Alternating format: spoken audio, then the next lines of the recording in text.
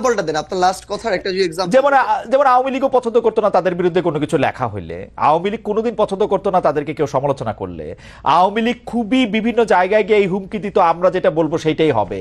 আওয়ামী লীগ বলতো যে ভোটের দরকার নাই, উন্নয়ন আসে। এই সরকারের মধ্যে থেকে অনেকে বা এই সরকারের সমর্থক অনেকে এটা বলতে চায় যে নতুন করে নির্বাচনের দরকার নাই, আগে আমরা সংস্কার করব, আমাদের এইটাই ম্যান্ডেট, গণ অভ্যুত্থানই আমাদের ম্যান্ডেট। তারপরে বিভিন্ন সময় বিভিন্ন জায়গায় যে একটা আছে না, একটা তর্জনী উচায়া তর্জনী নির্দেশ করা, উই আর দে করা, এইটা আওয়ামী লীগের যে জায়গা থেকে আমরা যেই 15 বছর যে রক্তাক্ত অভিজ্ঞতার বা যে বিভ্রান্তির মধ্যে আমরা ছিলাম, যে বঞ্চনার মধ্যে আমরা ছিলাম, সেটাও আমরা আসলে অনেক সময় আমি প্রত্যক্ষ করি। আপনি চাইলে আপনারা আমি আলাদা আরো অনেক উদাহরণ দিতে পারি আর কি। ভাই এখন একটা ভাই শোনেন, একটা জিনিস আপনাকে বলি, সবচেয়ে বড় কথাটা হচ্ছে আমি আপনার একটা কথার সাথে সম্পূর্ণ দ্বিমত করি, এবং এই কথাটা আমার কাছে মনে হয়েছে খুবই জেনারেলাইজড একটা কথা।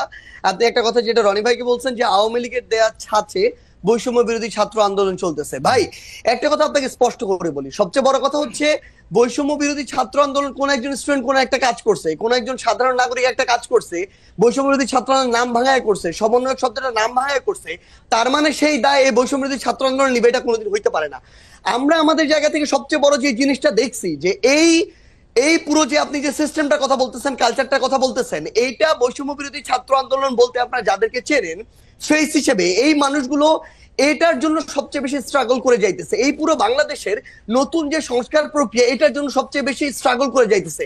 কোন জায়গাটা থেকে আসলে এই যে বাংলাদেশে বিগত 16 বছরে এই যে একটা কালচার এস্টাবলিশ করে দেওয়া হয়েছে, মানুষের রন্ধ্রে রন্ধ্রে এই যে বিভিন্ন তোষামোদি কালপ্রিটগিরি বিহেভিয়ার গুলো ঢুকে গেছে, এই যে বিভিন্ন রকম অপকর্মের সাথে জড়িত হওয়ার প্রবণতা ঢুকে গেছে, ব্যক্তি স্বার্থ এই যে চিন্তা করার যে প্রবণতা ঢুকে গেছে, মানুষ সামগ্রিকভাবে কালেকটিভলি এই জায়গাটা থেকে এখনো বের হইতে পারতেছে না। মানুষ এখন প্রত্যেকদিন 100টা তদবির নিয়ে আসে, মানুষ এখনো তাদের জায়গা থেকে নিজেরটা দেখে শুধুমাত্র যে আমি ট্রান্সফার নিয়ে আজকে যদি ভোলা থেকে ঢাকায় যাই আমার ফ্যামিলি একটু ভালো থাকবে, কিন্তু ঢাকার যে ফ্যামিলিটা বরিশালে যাবে তার কি হলো সেটা মানুষ চিন্তা করে না। আপনি যদি আজকে দেখেন এই পুরো বাংলাদেশের যে রাজনৈতিক দলগুলো, এই দলগুলো বিগত অর্ধ শতাব্দী ধরে যেই পলিটিক্যাল কালচারটা প্র্যাকটিস করে আজকের এই অবস্থানে আসছে, এই অভ্যুত্থানের পরও ওই পলিটিক্যাল কালচার থেকে ওই পলিটিক্যাল দলগুলো বের হইতে পারে না, তার রাজনৈতিক নেতৃবৃন্দ বের হইতে পারে না। ভাই শেষ করি, একটু শেষ করি ভাই। ভাই আমরা তো চোখের সামনে থেকে দেখতেছি, আপনাকে বলি ভাই, আপনি তো বাইরে থেকে দেখতেছেন, আমরা চোখের সামনে থেকে দেখতেছি। আপনাকে বলি আজকে এই যে এত এত রক্তের উপরে দাঁড়িয়ে, খুনের হত্যার উপরে দাঁড়িয়ে, লাশের উপরে দাঁড়িয়ে এই যে সরকার, আমরা তো সরকার সরাসরি নাই, কিন্তু আমরা সরকারকেও দেখতে পাচ্ছি, মাঠকেও দেখতে পাচ্ছি। আমাদের সবচেয়ে বড় যে সুবিধাটা হয়েছে, মানুষের না আসল চরিত্রটা আমরা দেখতে পাচ্ছি। বড় বড় রাজনীতিবিদ, বড় বড় সুশীল, বড় বড় শিক্ষাবিদ, বড় বড় মিডিয়া ব্যক্তিত্ব, এগুলো আপনার সামনে যতটা ভদ্র যেভাবে প্রেজেন্ট করে, ভিতরে এক একটা কালপ্রিট এবং ভণ্ড। এরা ভিতরে ভিতরে নেগোসিয়েশন করে, ভিতরে ভিতরে এরা তদবির করে, ভিতরে ভিতরে এরা আগের কালচারটা এস্টাবলিশ করার জন্য মাঠে তাদের ছেলেদেরকে পাঠায় চাঁদাবাজি করে, উপরে এসে বলে কে ওখানে চাঁদাবাজি করতে গেছে।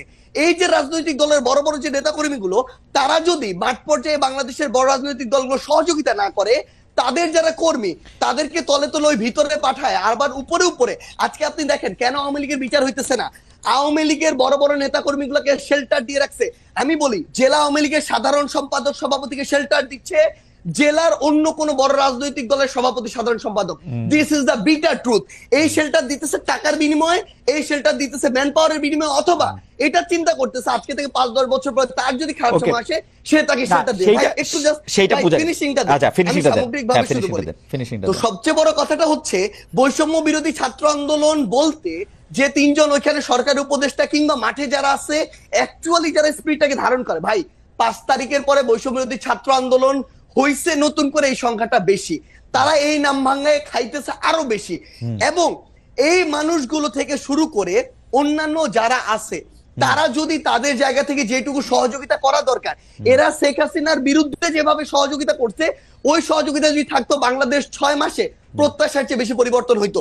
কিন্তু সবচেয়ে বড় সমস্যা হচ্ছে আমরা তো সামনে থেকে ওইখানে থেকে ফেসটা পরিচিত হয়ে যাওয়ার কারণে সবকিছু আমাদের কাছে আসে, প্রাণপণ চেষ্টা করে। ভাই আমাদের তো পালাবার পথ নাই, আমরা যেদিকে যাই ঝুলাবে, এটা হচ্ছে রিয়েলিটি।